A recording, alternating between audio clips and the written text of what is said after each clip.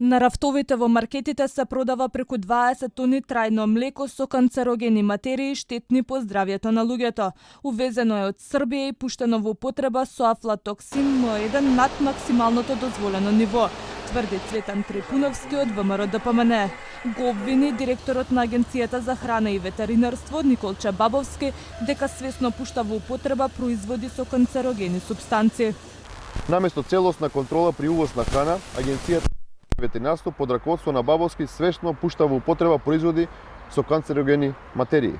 Афлатоксините кои се пронајдени во млекото се познати во светот како најважни митотоксини во храна и добиточната храна, поради нивната хепатотоксичност и канцерогеност.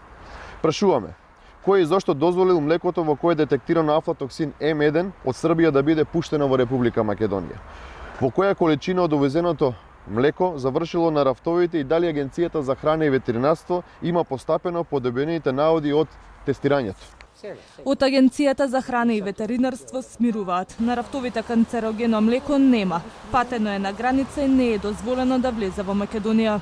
За да нема идни шпекулации и замајување на јавноста дека граѓаните во земјава пијат небезбедно млеко со афлатоксин, одговорно тврдиме дека со цел спречување на ризикот по јавното здравје поради утврдено зголемено присуство на афлатоксин М1, на сила е решението за безбедносни мерки при увоз на млеко, производи од млеко и храна за исхрана на животни од 1 декември минатата година, која го донесе Агенцијата за храна и ветеринарство.